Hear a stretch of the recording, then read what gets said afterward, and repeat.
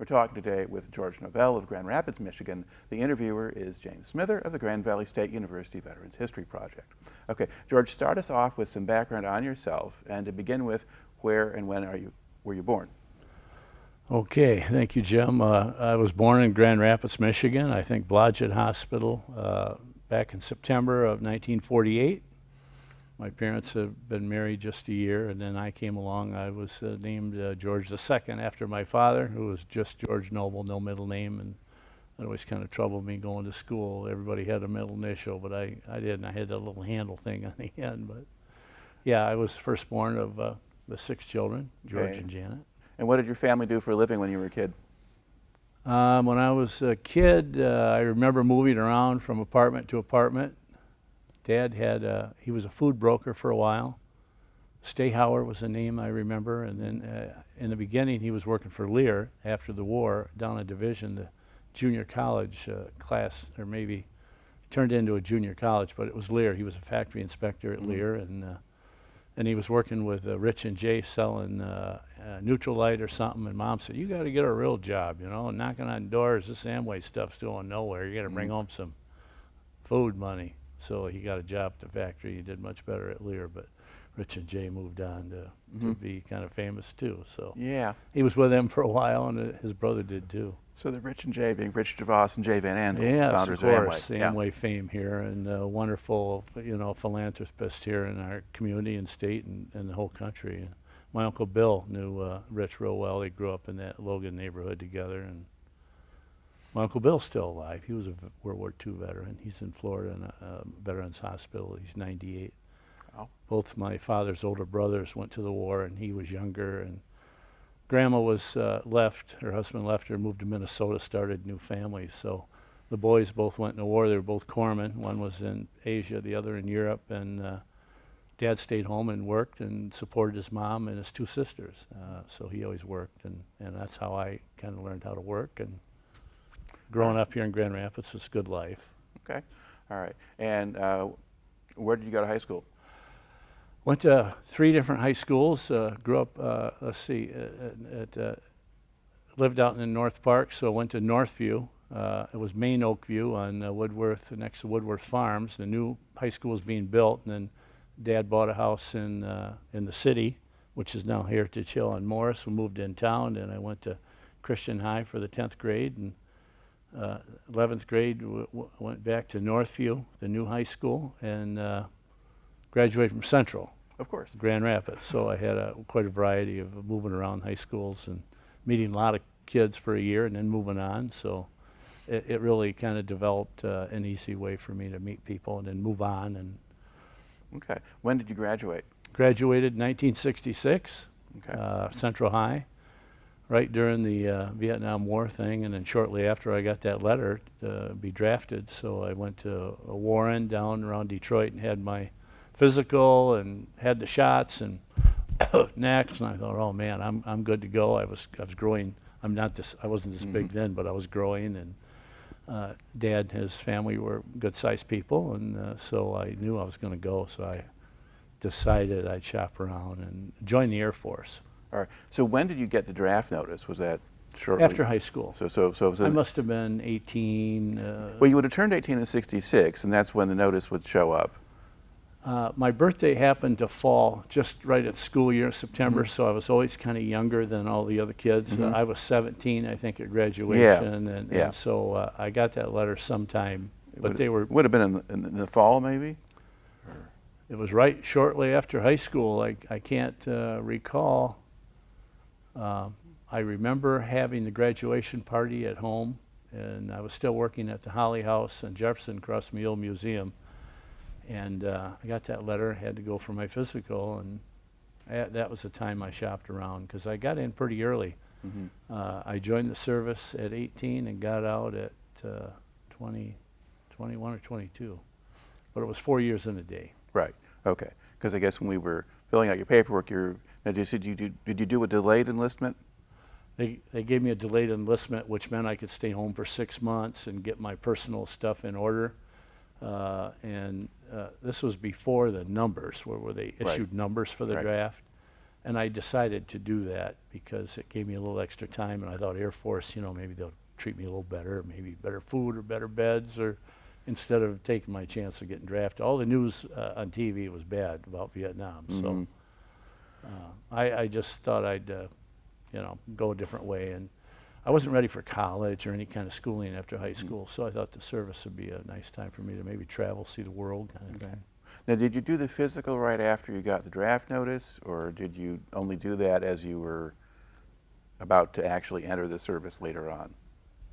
You know, I'm not sure in what order exactly. I remember getting on the bus and meeting a couple guys that became lifelong friends of mine. We from here. We went down to that. Is it Warren? I think it was Warren around Detroit. Doug McKinney, one of them, also went in the Air Force, and then him and I worked together. We were lifelong friends until he passed away I think some years later. Yeah, I think they did a lot of the actual physicals at Fort Wayne, which is right in Detroit or right Fort outside. Wayne. Yeah. Okay. But did you go from there on to your training? No. Or you went from home? there back home. You went back there. Okay. Because the physicals were just done, and they send you home, and then I think we got another letter or something showing up somewhere. Right. Okay. Now, when you were doing the physical, could you tell if there was anybody trying to scam the system or find ways around it, or?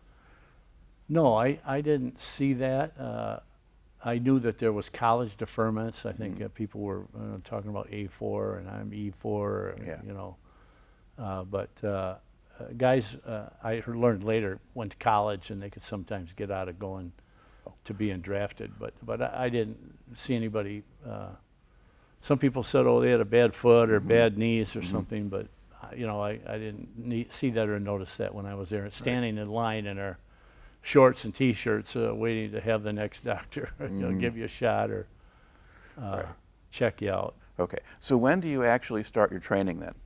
Well, the Air Force had me get a ticket, and I flew to Lackland Air Force Base in Texas, and that would have been April of '67. Right. So it had to be '66, the same year when I had that 6 months, but probably right after my graduation, or I was 17 and then had to wait. Because see, that 6 month thing, I graduated in '66. Right. And that would have been June. Yeah. So I must have got the letter probably in the summer, and then '67 April is when I went in. So it was only less than a year. Yeah. Okay. All right. So you get down to Lackland. Okay. Once you arrive, this is in San Antonio, Lackland Air Force Base. Right, Okay. San You arrive there. Now what happens to you? It's scary. They sit you down, shave your head, take off your clothes, start throwing stuff in a pile. Maybe you've seen it on TV. You get a shirt and a pants. What size are you? Okay, you're big size. You get this, your socks, and you get all this stuff, and you line up. And it's like going through a kind of a assembly line, one guy after another, and you're going through. Okay, you guys allow over here, and all these sergeants are yelling at us. Kind of exciting, but it was fun for a young kid. You know, I mean, looking back on it. All right. So it was, you know, just getting used to the ropes, kind of. Okay. Now, did you do testing or processing in the first few days, or how quickly before? What? I don't have a lot of memory of how the days went by, but you know, they assigned you a bunk. You had a chest. Inside the chest, they started. This has got to be all neat and clean. You're making your bed. Here's how we're going to make the bed. There was some training that went on there. It's, you know, automatically.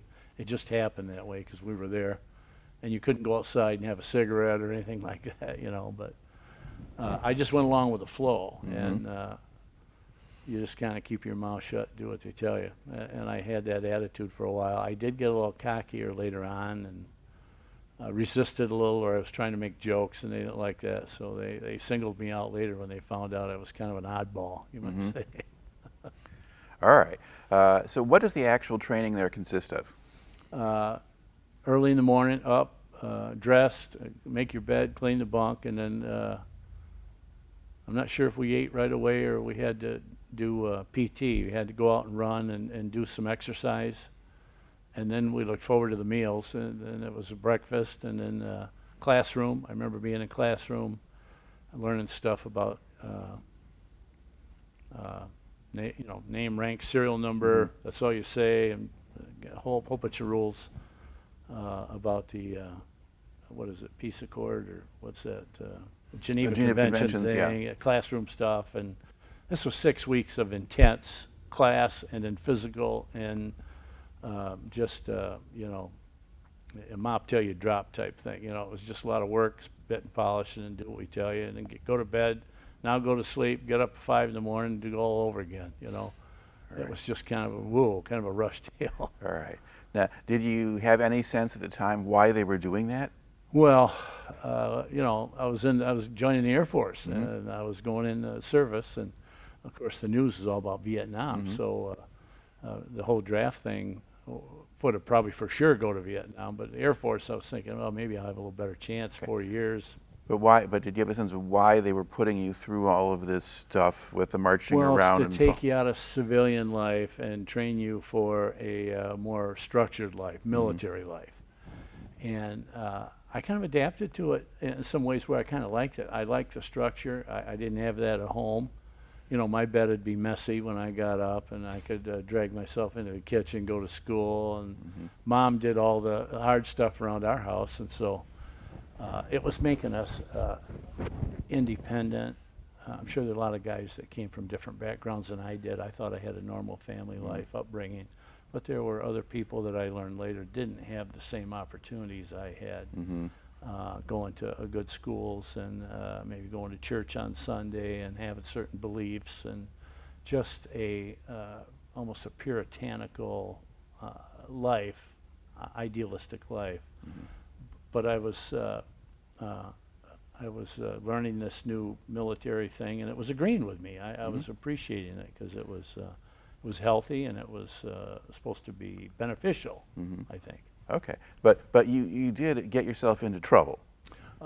Well, I've always kind of been I always kind of want to be a comedian, you know. So if I have an opportunity to tell a joke or something, or throw a thing in, and I did rebel and talk back a little bit. So they noticed that right away, and they segregated me out, and I went to this place called CC, Correctional Custody or Correctional Recruitment or something. I forget the name, but it was a little scary. And at my young age, I was 17, I think, when I went through basic training. Behind barbed wire, and then there was these bunks with just no sheets or anything on them, just I think kind of a plastic covered mattress, and a lot of yelling at. It was like a kind of a prison, but it wasn't a prison like we think of prisons. It was like a military in the barracks type prison thing, and half the building was cut off, and several guys were locked up in there, and I was in there with some other characters. And I could see right away that I didn't appreciate that. I wanted to get back to the main thing where I was in with the 30 guys that I came with. Right. And so several days passed, and then I did, you know, they pulled me in. I had talked to a couple of guys behind the desk. They did put me back into my regular spot, but they warned me seriously not to act up again, or it would get worse. Okay. And I believed them, so at my young age, you know, you just kind of accept some stuff. Okay. Do you remember anything about the mix of people that you were training alongside in terms of where they were from or what their backgrounds were? Yeah, there was New York guys. There were several of them from New York. I really liked them guys. They talked to New York, you know, Jersey, and I remember them. And the one guy knew Joe Namath. He knew Broadway Joe, and back at that time, Joe was the big football guy that won, I think, the first Super Bowl or something like that. That came a little bit later. He was a big star at Alabama, and then he went to the Jets. But the New York guys, and then a couple guys that I went to the Fort Wayne, what you said, Fort Wayne in Detroit for the physical. A couple of them were in there with me from here, from Michigan.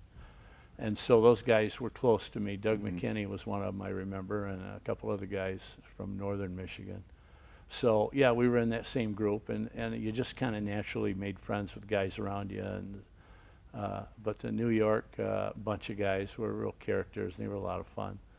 And then I met guys every time I traveled in my service time, and met different people from all over, and I really still remember, and I tried to save those names and their addresses and phone numbers and stuff, because I always wanted to remain friends with them, although only a few really close ones, and a couple here in Michigan and a couple around the country. Okay. So how long did the basic training last? 6 weeks. I want to say it was 6 weeks. And it was every day, every day, every day. Now Sundays they'd be a little easier on you. Had nice meals, but and they would let us smoke. Once in a while you get a break and then you could have a cigarette. I was smoking back then, and it was more common than it is today, I think. Yeah. But and then boy, the time passed quick, and then we were going to have a day to go down to San Antonio. You know, when we did the graduation thing or the marching thing, and out in the field with the commanders and learning how to march and salute and did all that stuff like in one of these movies you see. And then spent a day in San Antonio going down, getting lost in the city, and I was kind of like a fish out of water. I didn't really know what to do, where to go. Didn't have a lot of money, so just walked up and down the streets and enjoyed it. It was nice, Texas. Okay. Now, at this point, did you know what your next assignment was going to be or what training you were going to No, get? we were all waiting for orders. Okay. And until you get the orders, so you had to wait. But they were coming just in a day or two after that trip down to San Antonio. And mine was Boise, Idaho. And I knew there was a West, you know, so I went to Boise, Idaho. A Mountain Home, Idaho was an Air Force Base 60 miles outside of Boise. And it was just beautiful country. It was potato fields and mountains and fishing and hunting, and I hadn't done a whole lot of that, but it was nice duty. So Okay. And what were you being trained to do? fire department, civil engineers. Under the civil engineers, they make roads and bridges and all the. But the fire department was under that civil engineer group. And it was being in the fire department, and for some reason I must have tested where they put me where they thought they needed me. I was still growing. I was growing all through my service time. In fact, I had a hard time at basic training. I couldn't do push-ups, or I wasn't very fast on the mile run. You had to come in under 8 minutes, I think. But the doctor said that I had a late puberty, and I really didn't get the spurt of growth until I was like 18, 19. I started growing.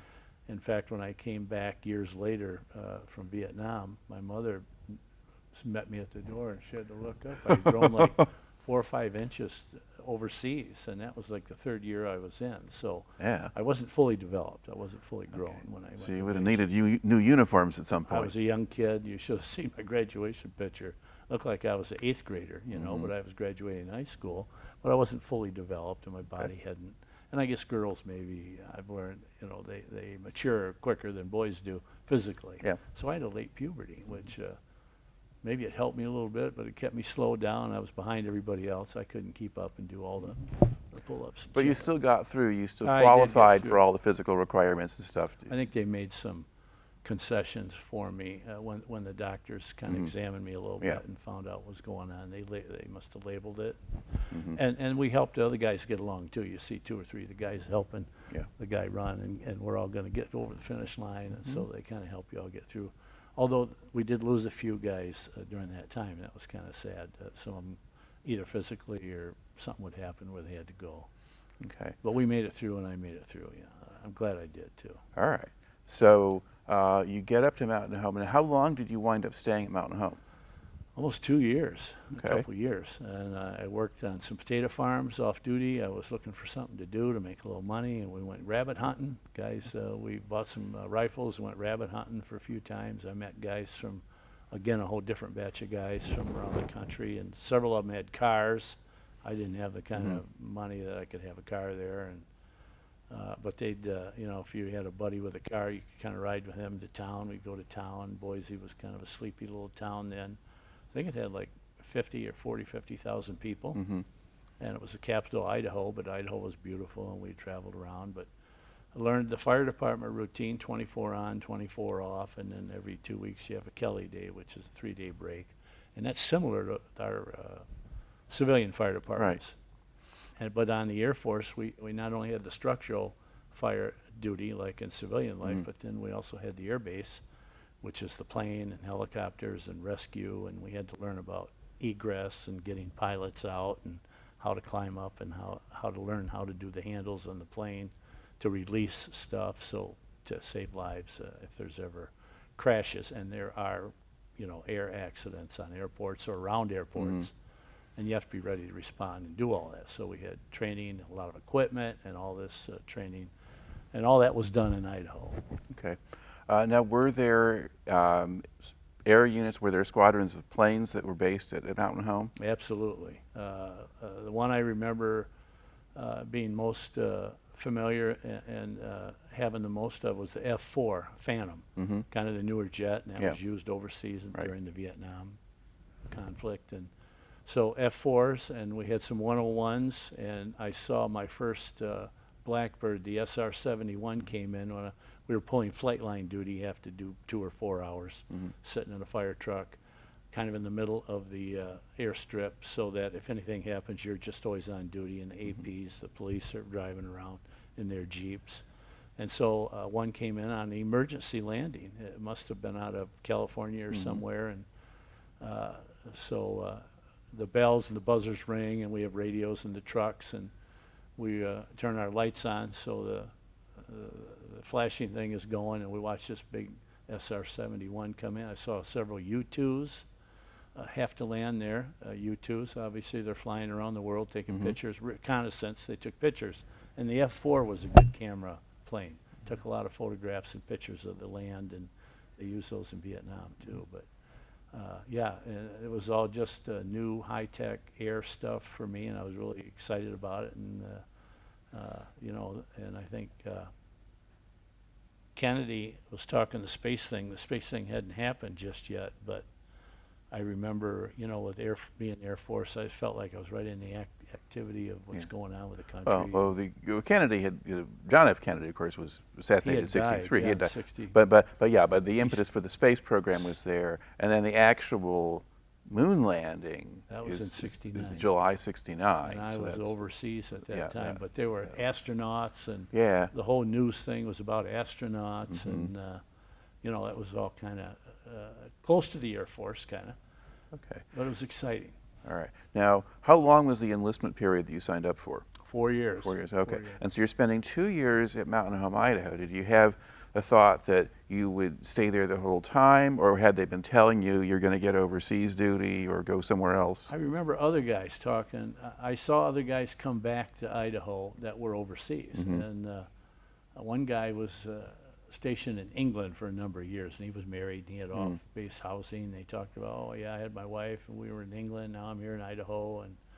And guys came back from Vietnam and from the war, and they had different color fatigues, and they were just really relaxed, but they were cool guys that came back from the war, you know. And I thought, wow, you know, working with these guys in the fire department, and they were hot dogs. I mean, they'd run to the truck and be, come on, Nobel, hurry up, you know. I had to get on the back of the truck, hang, get my hat on, and we'd roll right out to the emergency when the bells rang. And so there was a lot of action activity, and I liked that. It was exciting, and I liked the excitement too. And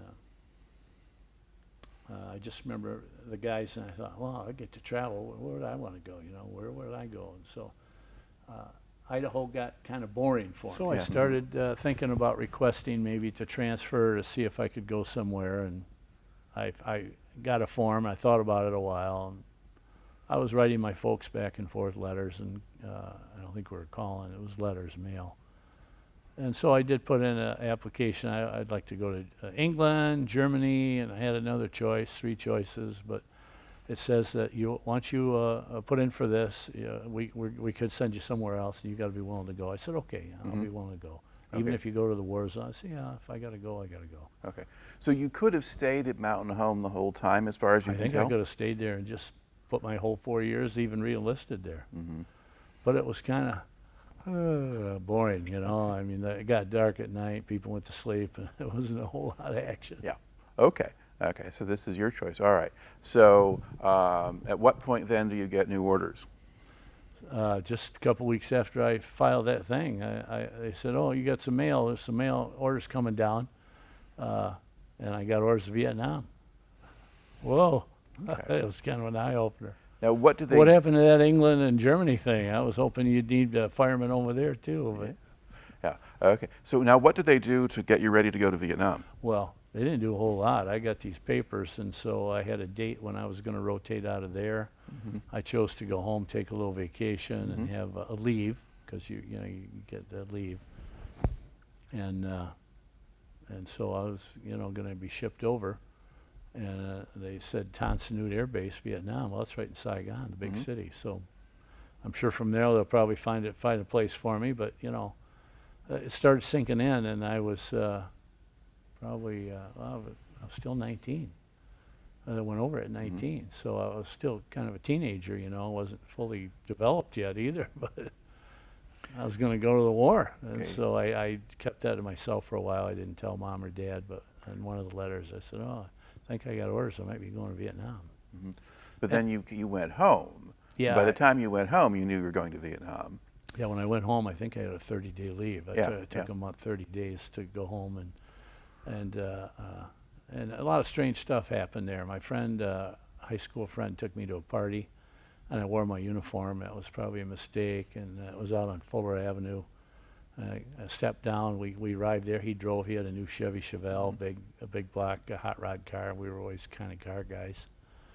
I stepped down off the porch, and all of a sudden, I got sucker punched right in my mouth. The guy knocked my teeth out because I guess I was wearing my uniform. Wow. The whole Vietnam thing was just, you know, people were kind of upset about it, and I never saw the guy. I got his name, but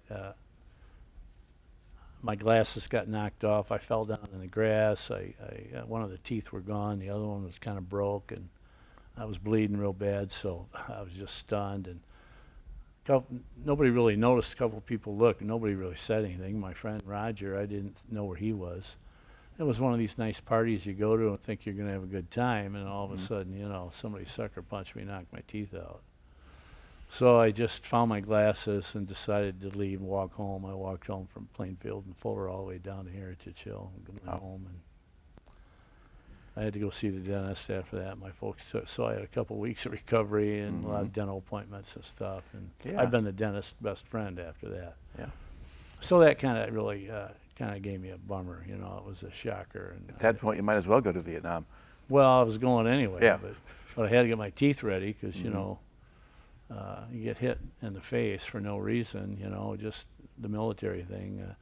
I knew people were unhappy with the Vietnam War and stuff, but I didn't realize to what extent, you know, I'd have to suffer the brunt of that. And walking home at night gave me a lot of good thinking time. I mean, it was solitude for a while after that. So my time home was nice to be home, but it was kind of an eye-opener, you know. All right. So now, once the leave is over, what's the process to get you to Vietnam? Well, you pack your bags, and they give you stuff to read, and they tell you what to do. I had to show up at the airport, and then, you know, oh, you're a serviceman, okay, come on, you know, they even move you up toward the first class, you know. Once in a while, I got a first class seat flying to wherever I had to go. I don't remember, I had to go to California, and and I had never been to California, so this was kind of a exciting thing too, to go to the West Coast. And I had a night or two in, I think it was Los Angeles, or it could have been San Francisco. I don't think it was Frisco. But flying over, stop in Hawaii for refueling, and it was the middle of the day, and the plane was full of guys. There must have been 250, 300 guys in one plane, a DC-9 or 10, great big, huge, you know, airliners. And they opened the doors in Hawaii, and we kind of look out, see the palm trees, and this nice air comes flowing through the plane. It was going out. We couldn't get out of the seats, couldn't go to the bathroom, but they couldn't leave the plane. They had us just cooped up in there. They were going to refuel for an hour or two, and everybody's talking and getting to know each other. But this nice southern breeze coming through the plane, I'm thinking, wow, Hawaii, you know, this is really cool. But I'm sitting in this plane, getting ready to leave again. And then when 18, 17 hours flight, it took a long time. And when we landed in, I think we stopped at Guam again on the way over for refueling, and in Vietnam. And then when the doors opened there, they opened the door, and the stench and the smell of the stuff that came through the plane, and I was halfway in the middle somewhere. Oh, it was just kind of terrible, you know. I couldn't even describe what it was, but it was a lot different than the Hawaii thing. And I was in Vietnam, and I thought, well, I'm here now, and, you know, I could end up dying. I could lose my life here. A lot of guys are there, and so, you know, I was kind of prepared. Well, okay, Lord, I'm here. I'm going to do what I got to do, but this is it. Okay. Now, where did you land? We're at Saigon, Tan Son Nhut. You The landed base right that I was at Tan Son Nhut. stationed right at Okay. Tan Son Nhut. That was one of the incoming places. I guess Cameron Bay, and there was a couple other incoming places where the troops came in and went out of. Mhm. I learned that while I Yeah. was there. But Tan Son Nhut was the main one. It was MACV headquarters, the Right. Army headquarters. I didn't realize that till I was there for a while. Talked to a few guys, and a lot of Army guys here. Oh Mhm. yeah, downtown MACV. And so when we got downtown leave, went downtown, started seeing that, saw the people, the culture. I mean, we were introduced to it right away. And I got my bunk there. The fire department had their own barracks. In fact, we had hooches, not barracks. Barracks was in Idaho. Hooches, we were in hooches, and the fire department had their own section there. Can you And, describe what a hooch was like? What did it well, look like? hooches, it's kind of like a tent made out of plywood with open screens on both sides Mhm. so the air could blow through because it was hot and steamy there.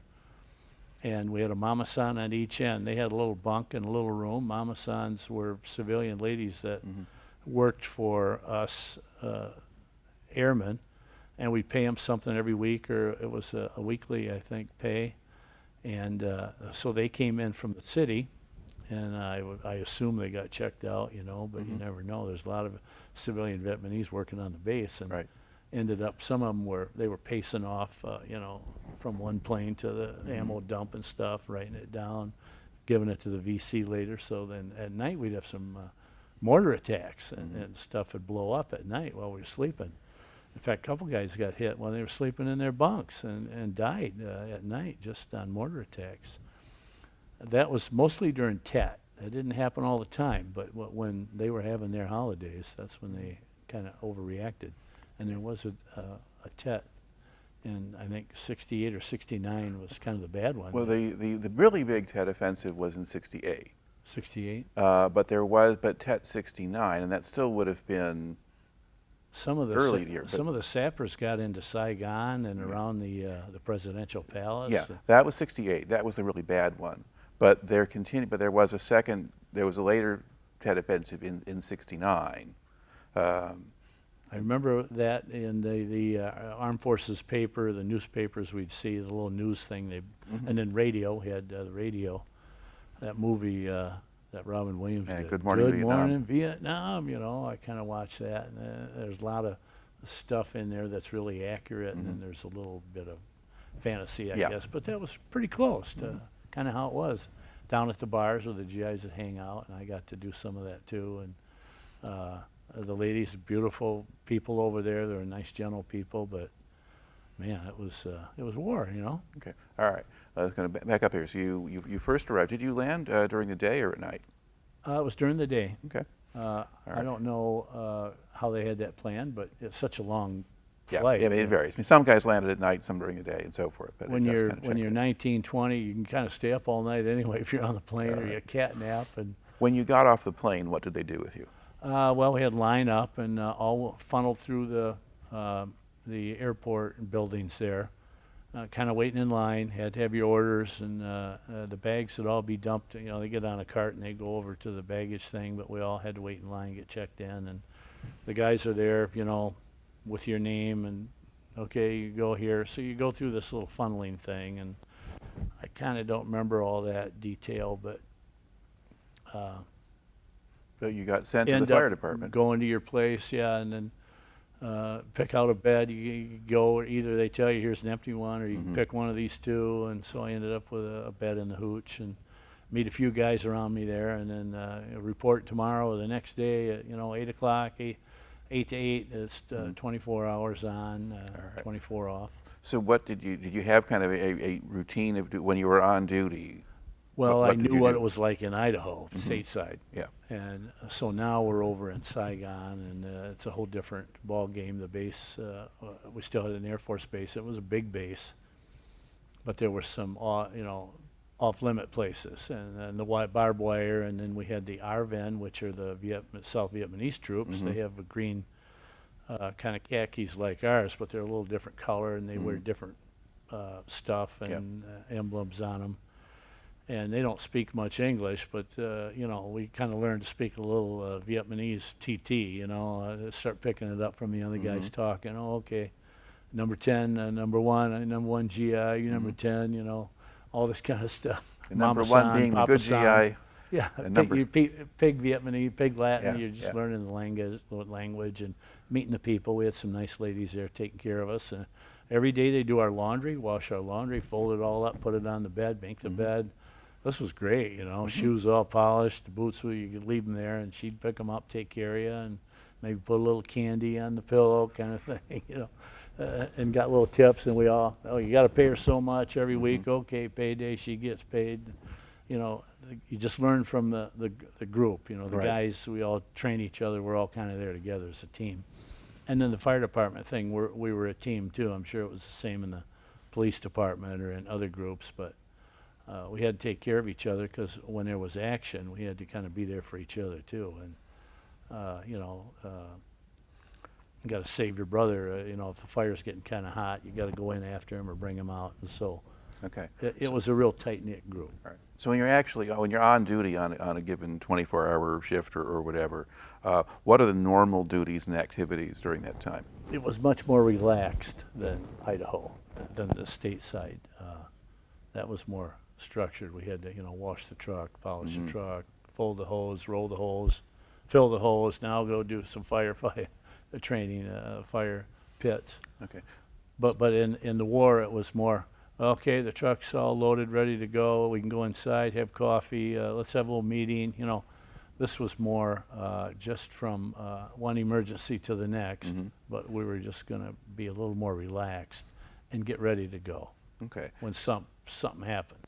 All right.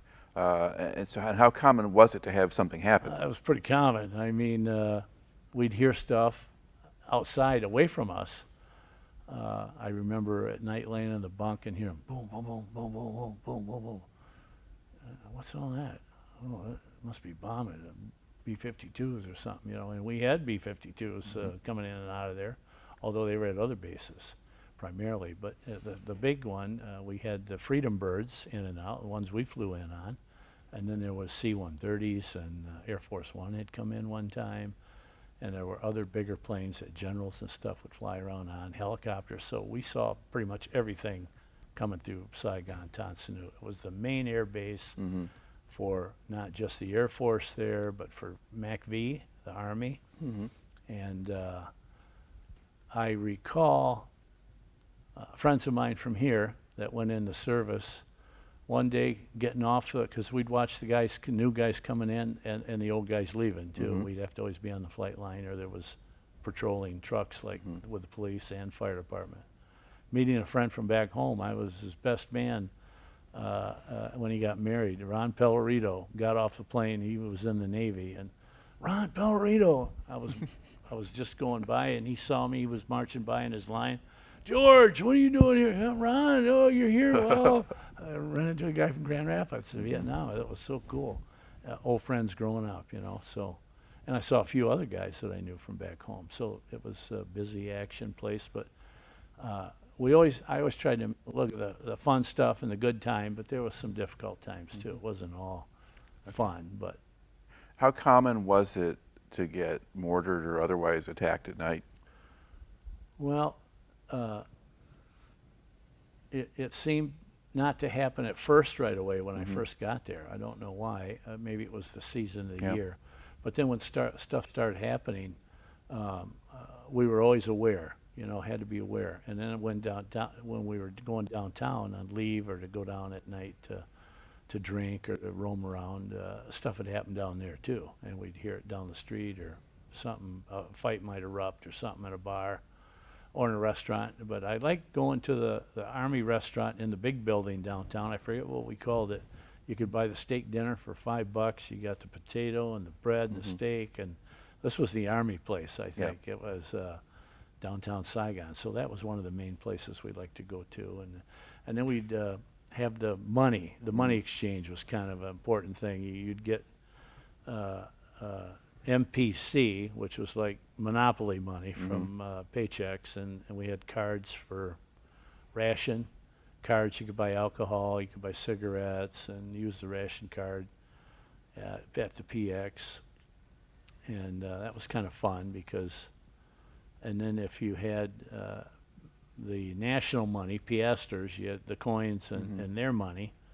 So you'd sell some of your MPC and get some piasters to use that downtown because you could get more for less of the American money. And then once in a while, if you got greenbacks or somebody had real American money, you could really kind of you make your money grow, you know. And so it was kind of a game that we played with the money. And I got into that a little bit. Okay. Now, were there rules for going into Saigon, what you could and couldn't do, or when you could be in the streets or not? They put it off limits occasionally, not all the time, and it didn't seem to have rhyme or reason, but I think it must have been intelligence. They knew when there was something going on, and they say, oh, base is off limits, you had to stay on the base. For a while that did happen, and then on our off-duty times, we'd go to the Airmen's Club. There was an Airmen's Club there that we could join and go to, and they had bands, and they'd have girls come in and dance, you know, like, well, just, I was going to say disco, like disco dancing. Go-go dancers in those days. Go-go dancers, yeah, go-go dancers. I couldn't think of that. I'm not too go-go today anymore, but yeah, that was fun. We take pictures, but being on the base is kind of boring because, you know, you just drink and maybe eat a little too much, and then what do? You go back to the hooch and maybe listen to the radio. I'm not sure if we had even stereos. Some guys might have had stereos with tapes. Yeah, tape players, yeah. Yeah, the old tapes, and I kind of always wanted a nice stereo system, and they were talking about bringing them back home and sending them back home, but no TV really to speak of. So, but when we go downtown, there was much more excitement, and I joined the pool. There was a Cholan or a China part of the Saigon where they had the Miami swimming pool, and for a small fee, you could go down there and lay in the sun, and the gals that deliver the drinks come around and wait on you there, you know, food and drinks, and lay by the pool and swim, and that was a lot of fun. All right. And nice weather. Now, did you try the Vietnamese food? Oh, yeah. I ate some of the Vietnamese food, but we were warned you might be eating, you think it's chicken, but it's probably dog or cat, you know, because they eat pets or rats or whatever they could get, the people. There's a lot of poverty there, and it was dirty in the streets and the gutters. Kind of walked over or around a lot of that stuff, but you just kind of got used to it. But always be careful about somebody bumping into you. And I heard some kid would use a razor and cut the guy's pocket on his side and get his wallet and then run away with it. So you could get ripped off real easy, but were you? I didn't have that problem. I was always pretty careful, and I stayed with the other guys, and I was getting taller then. They called me Jolly Green Giant. I was kind of a big guy with my green fatigues on, and walking downtown taking pictures. I got close to a couple of the brothers from Michigan here, Detroit, and so we were friends, and I got along well with the African American brothers, and I went to school at Central, and so I grew up here in a pretty good culture, and there wasn't a lot of racism back then at that time. Okay. Well, there had been riots in Grand Rapids in '67 or so, but well, that's right, yeah, and even coming home from school. We had a few fights walking home from Christian High in the 10th grade. That was before '67. I think it was '66 or '63 and '4. Yeah, there was some trouble here back home. But overseas with the brothers, even though they kind of hung together themselves, but I always, I was hanging there with them and got along well with them, and I had learned how to, you know, meet people from going to different schools and stuff, and so I didn't have a problem with that. And yeah, because one of the stereotypes about Vietnam is that particularly on the bases there would be racial tensions and things. There was some rampant racism going on, and my brother, who had also went to Vietnam later after I came back, he experienced some of that out more in the field. He was in Quezon Son or somewhere, and there was more racial difficulties then. And part of the thing that it was sad to hear, but they took the kind of opinion, this ain't our war, you know. we didn't want to come over here and fight. You know, we're not going to do this. This ain't my fight. You know. Mm-hmm. So it was almost like anti-government Okay. going on. A little rebellion maybe, but it was there. They're kind of staying back. You know, So- they didn't want to put out too much. Yeah. Well, yeah. And that was again in the era of Black Power and so forth, and especially Yeah. after '68, that kind of Yeah. get worse. Black Now- Power. Yeah. Now, the black guys that you knew, were they in the Air Force? Yeah, Yeah. we were there in the Air Force. Right. Most of them, yeah, and some of them were good guys. I remember their names, and we spent a lot of time together. Had a lot of fun, you know, because when you're under stress and strain and the war thing, you're looking for little opportunities to encourage and just to laugh and joke around with each other, and we did a lot of that. And I fell into that groove and felt comfortable with it. But we were friends, and they appreciated me at times, and maybe they were unhappy with me too. I'm sure they had their times when some of the white guys weren't there. But there were several guys that were always, we were kind of a good clique together. Yeah. Okay. I would expect too that in the Air Force, I mean, you have people who are enlistees, and you have to qualify and so forth. So they may have been a little more likely to be able to get along with everybody else too. Yeah. No, I don't think any of the Air Force guys were necessarily drafted. Yeah. We all chose to go there, maybe to avoid the draft. Yeah. And so from that point of view, yeah, I volunteered to go, and so I knew I was there on my own, you know, nickel. So I'm going to make the best of it. All right. Now, how much actual firefighting did you wind up doing? Well, there's a lot of practice in the bunkers. These big silver suits we had to have on.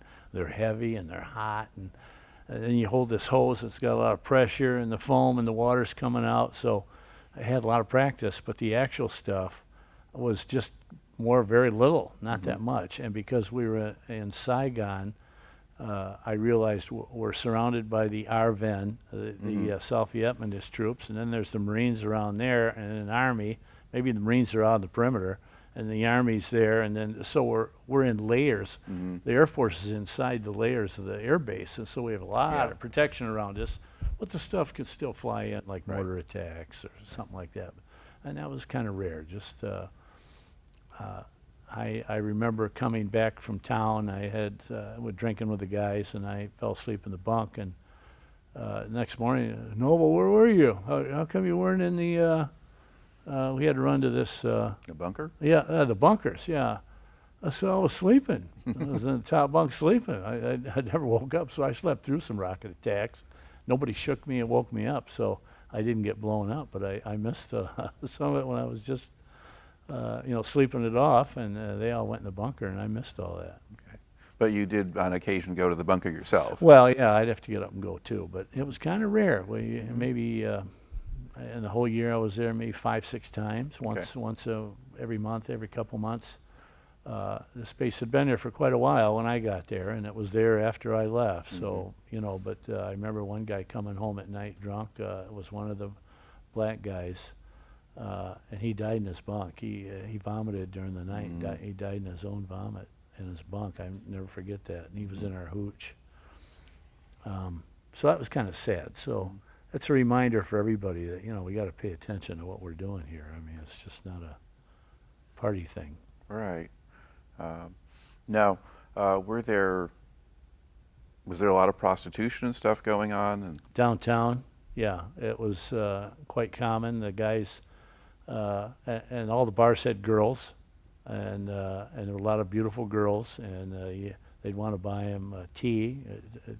No tea, no talk, no money, no honey, you know, that kind of stuff. So, and I would talk to some of the girls too and spend a little money on them, but I didn't want to get married or anything, you know. I wasn't going to be that.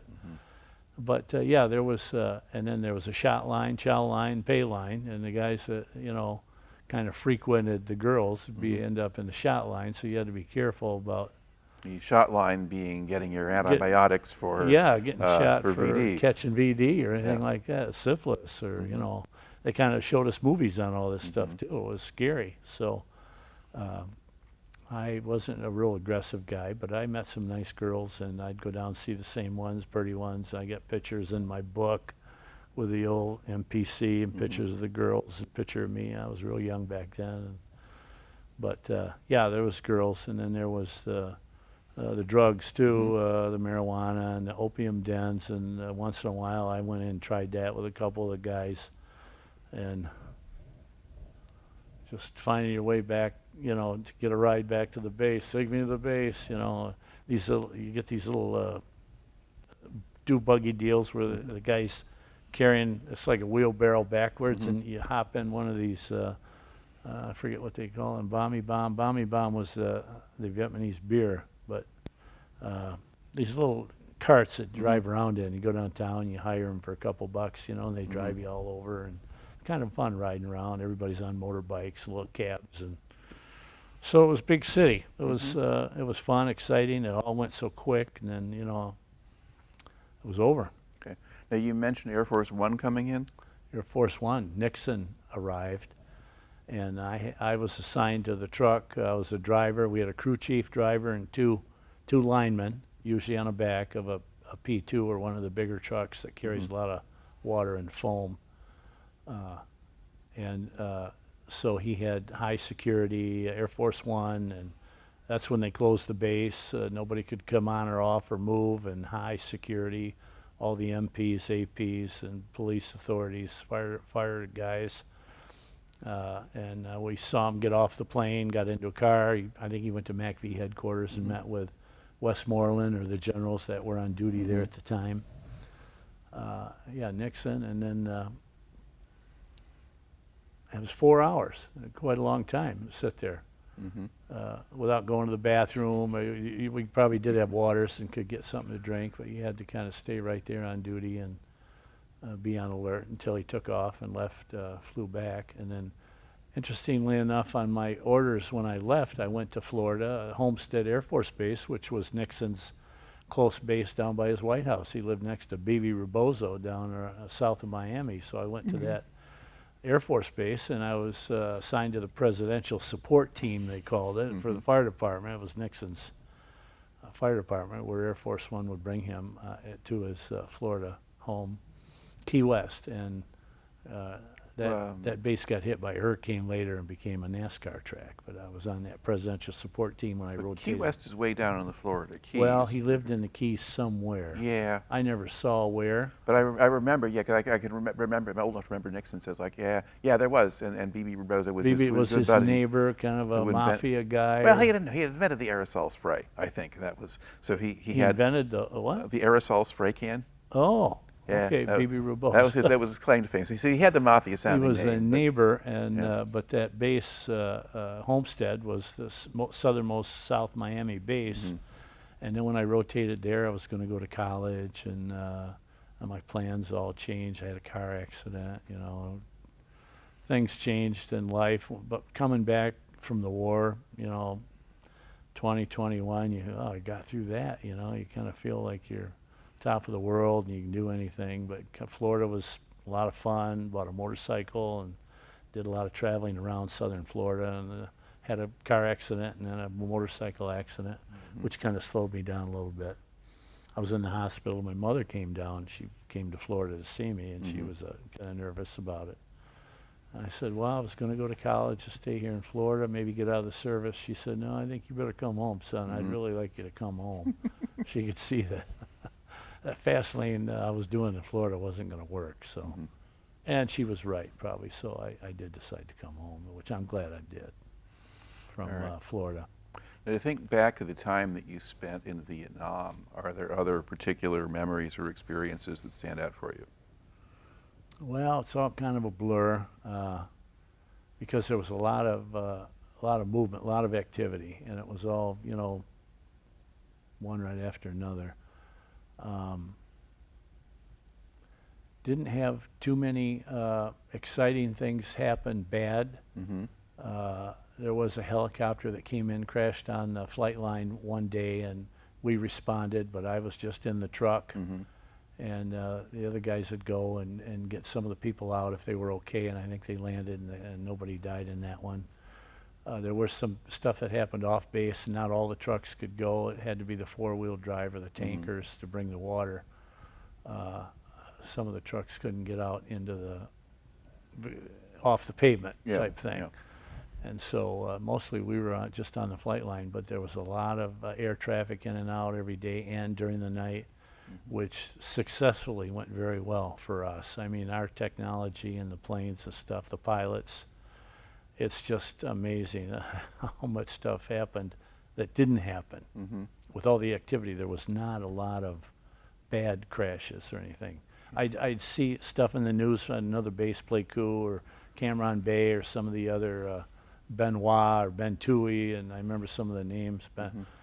Was it Long Ben had the jail? Yeah, the Long Ben. But in Saigon, it was all pretty much, you know, precision almost. Did you have any sense where you were you even thinking about it, how well the actual war was going? Yeah, we'd hear the news and we'd, you know, hear stuff, and we knew Charlie was out there. Charlie, and a couple nights they did send in some mortar attacks. They were trying to hit the PO dump or the ammo dump on the base, and that's the where PO dump being the fuel dump? yeah, the fuel where the fuel was. Yeah. Obviously, if they hit the fuel or Right. hit the ammo dump, I mean, it's a big fire, you know. And this is where they caught some spies that apparently they were pretending to be employees, civilians, but they'd be pacing off the foot from this building to write down numbers, and Right. and they kind of told us that these guys were pacing off and identifying where they could shoot in the stuff and hit targets, and so things really tightened up, just security right away. And we were to be watchful and always look for these guys and make sure they weren't, you know. And then occasionally there was, I'm sure there were some spies, you know, that we just didn't know about. Oh, yeah. I didn't think of the women, the mama-sans that were friendly with us, and we paid and they took care of our stuff. We didn't think that they were bad, but they could have been even, you know, friendly with the Vietnamese people too. They were just a different kind of people. Yeah. Well, and I mean, there were, in a lot of situations, some of them really were true believers and supported the revolution because they saw themselves as trying to liberate their country from foreign occupiers. But then you also had a lot of other people who were kind of pressured by the Viet Cong to basically do these things. If you don't do these things, we'll do bad things to you. Now, in an area like Saigon, in a lot of the neighborhoods they lived in, there may not have been a lot of VC activity at that point, because after Tet in '68, a lot of those people had come out of the woodwork and then been found and chased out.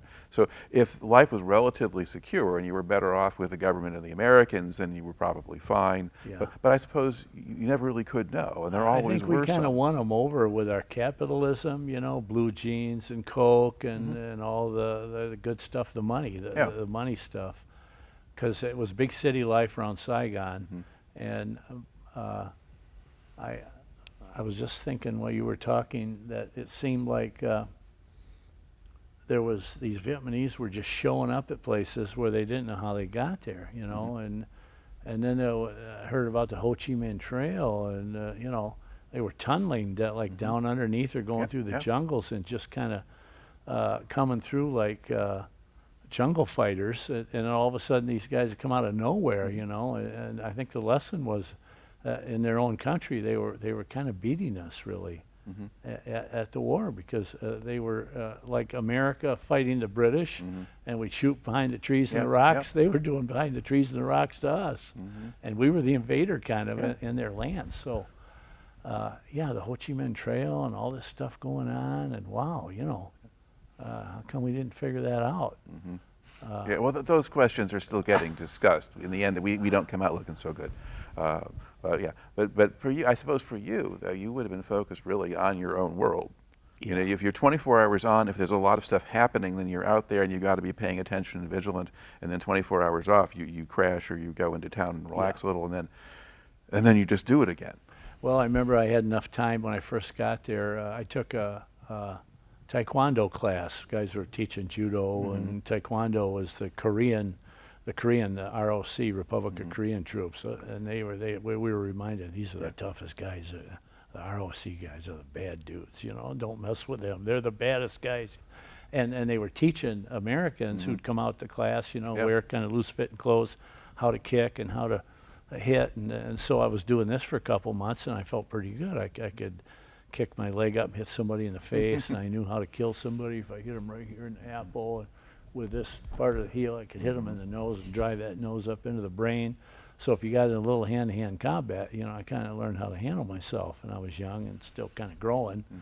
And so I felt pretty good, you know, that training 2-3 hours a day, every day, when we were off and meeting these guys. So when I go downtown, I'm not carrying a gun all the time, but I knew how to handle myself if we got any close action, you know. Yeah, unless you get sucker punched. Well, unless I got sucker punched at the party that I went to. Yeah. Or maybe when I go back and find that guy, I'll fix him, you know. I never did find him. Okay.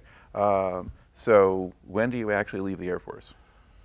Well, I rotate to Florida and bought a motorcycle, and some of us guys rented a house off base, and so it was a party house, and had girlfriends, and we all met girls, and then dancing and going to the Coconut Grove in Miami. We'd go up on the weekends, and that was a hot place. And Key Biscayne, that was it. Key Biscayne is where, which was near Miami. That's where Key Biscayne was. That's where Nixon was. Yeah. So the Homestead That's is right. outside of That was Miami. Key Biscayne, Yeah. right. But we'd go to Coconut Grove and some of the places in Florida. Wow, this is really nice, you know. And a couple guys had these Volkswagen buses, you know. You see them all painted up with odd colors. We'd go to the beach and have buses. We'd bring our coolers of beer, and there was marijuana smoking going on, and trying some of that. And it was just a different life. But being back from the war, we thought, oh, this is great, you know. And I met a stewardess, blonde stewardess down there, worked for United Airlines. And she was kind of cute. I kind of liked her, and I was kind of dating her a little bit, thinking about, I could, you know, settle down, marry this girl. But it didn't happen, and there was just a lot of young people, and coming back after the war, kind of decompressed and just relaxed, and back in the world, you know, in the States. And so that was fun in Florida. But then I drove one night home. I was the designated driver, and we had all had too much to drink. And I hit a phone pole in the middle of the road. They had these things like they're doing here. I hit a pole, and it smashed on the car. We were in a Volkswagen Super Beetle, and the kid that owned the car was in the back seat, and he got hit on the head with this pole. So we all went to the hospital, and I hit the windshield and got pushed up in the thing. And Reuben, our brother next to me, he got hurt too. We were all in the hospital for a while. Dislocated my left hip in Miami, and several weeks in the hospital. I was in traction. That's when my mother came to see me, and I was signed up to go to Miami-Dade Junior College upon my discharge. I was going to go to college there and kind of further my career and use the GI Bill, but she convinced me I should come home, and so I did. After I got out, and I got better and recovered, my hip recovered.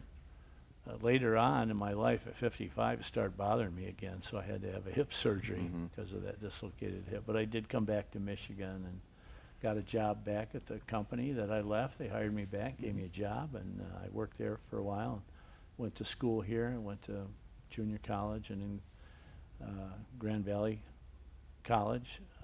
It was a newer college. It wasn't a university yet, but it's really become a big deal now. Very big deal. Yeah, I know. And I was happy to be able to graduate 1976. Jerry Ford, I think, was our president then, and Aaron Lubbers at the college, and stayed here in Michigan and just started working, got a career going, and the rest is history. It's just. Okay. And what kind of career did you have?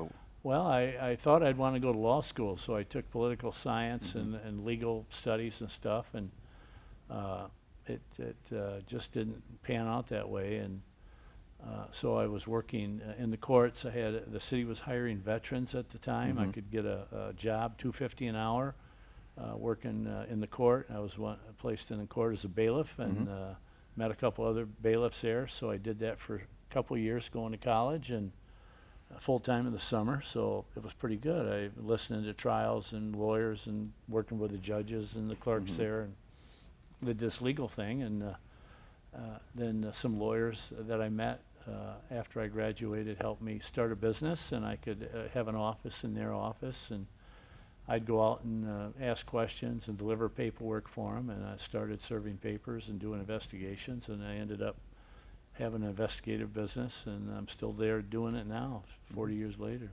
Do you do paralegal I work? do Is it- paralegal. It's called paralegal services. I'm an Okay. investigator, but we do court serving, also court officer work, and I've been appointed by a couple judges to be an officer. And once you do that and you keep your nose clean, you know, I build up quite a reputation, and I've been doing it a long time. I have several veterans that work with me. I'm a veteran-owned business, so I like hiring veterans and give them an opportunity. And did this legal thing in West Michigan. It's really been good for me, and I hope I've helped out a lot of clients and lawyers in the courts getting some things done. It's not all perfect, but with the whole family law thing and how that's all changed with no fault car insurance, no fault divorce, you know, there's been a lot of, it touches all our lives, so the court's a big part of the government. All right. Now, when you got out of the service, did you ever get any kind of negative attitude from anybody who knew or found out that you were a veteran or that you had been in Vietnam? Well, prior to my going to Vietnam, Prior, that prior kid you that did, punched yes, me in the yes. mouth, You yeah. had that. But when you got back, was that really an issue, or were you able just to move Well, when on? I came back, the whole attitude of the war was negative, you know, all the protesting going on and stuff, and I just kind of avoided that. I didn't appreciate it. I didn't think they should take that attitude, but I, you know, saw guys like John Kerry, you know, testify at Congress, and the Swift boat stuff and all the news that happened after. I thought I was doing the patriotic thing and serving my country. I believe in the flag and apple pie and all that stuff. So, you know, I took an oath to support the Constitution, and I just believe in that. I was willing to die for that, and so, and I'm still willing to die for that today. And there's still a lot of negativity going on, but I guess we're always going to have, you know, it's kind of an upside down world. There's a yin and the yang, and the whole, you know, upside down thing, and so there's going to be some naysayers, but I tried to stay away from that. I saw it. It was finally, you know, we pulled out of Vietnam and pushing all them helicopters off the ships and watching them lift people out of that last day and bring them home. And a lot of Vietnamese people settled here in West Michigan. Churches sponsored a lot of folks here, and I've met some of them and worked with them and really liked it. They were very nice, gentle people. Like when I went to Mexico traveling, there were gentle people there. They're a nice culture. Vietnamese people are the same kind of way. And our friend Tom that we know is very close to a lot of them folks, and I feel that way too. But I never really got involved with. I mean, I hung around with other veterans going to college, and I'm still a veteran supporter, and I in the VA, and I like to sing. Part of the thing that we don't talk about is my growing up. I sang with Aunt Bertha and Children's Bible Hour here. My mother got me into singing when I was young, and so I was always on the radio and singing in churches and in these things. And so when I came back, I was singing in church choirs and stuff. Now I sing the national anthem, and I'll do God Bless America over at Marge's. And I still like singing songs. I have a gift, I think, to do that. And so that's always been my base core inside, which really has kind of kept me, I think, safe all my life through the war and everything else. Okay. Now, to look back on the time that you spent in the service, overall, what do you think you took out of that, or how did that affect you? Well, it made me appreciate my country. And I think I could have stayed in. And if I would have maybe rethunk it a little bit, maybe I would have stayed in, re-enlisted, and got the career going a little better. Because if I would have retired after 20 years, I could have came out with a full retirement, health care, and then go find another job. Yeah. And I kind of kicked myself. I didn't go right out the airport. As soon as I got home, said, "Oh, I'm just coming back, and I'd like to have a job here, you know, in the fire department." I could have had a nice career there and done the same thing, and probably, you know, have some nice benefits and stuff. But oh no, I'm going to go to college and try to do this other thing. And other guys went that other way and did quite well. And so, but I've always, you know, worked hard and had a good work ethic. So. I was happy to go and serve, and I'm still happy to serve. And so the serve thing is kind of what comes out of it. The whole thing is just, you know, service. All right. Okay. Well, thank you very much for taking the time Well, to share thank the you, story. Jim.